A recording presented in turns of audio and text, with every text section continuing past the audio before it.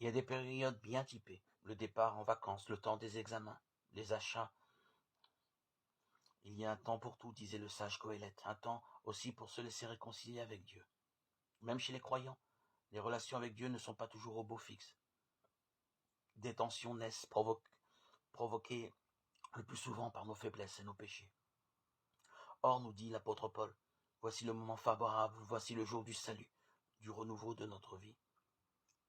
Il ne faut pas le laisser passer, il s'agit de profiter des moments disponibles, du temps qui nous est offert, pour essayer de devenir un peu meilleur. Non que cela dépende d'abord de nos efforts. La sainteté ne se conquiert pas à la force du poignet. L'homme juste est celui qui accueille la justice venant de Dieu.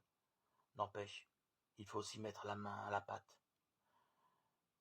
L'Évangile évoque 3 pratiques traditionnelles. Donner aux pauvres, prier dans le secret, jeûner, c'est-à-dire manger moins. On retrouve ces 3 dimensions sur lesquelles nous sommes invités à faire porter notre attention.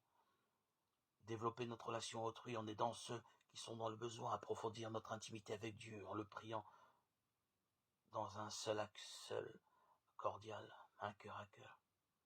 Réguler les besoins de notre corps et de notre psychisme pour retrouver un bon équilibre physique et mental.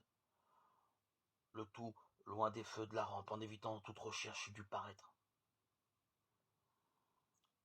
C'est ainsi que cette invitation à vivre notre foi chrétienne en profondeur nous appelle, nous est proposée.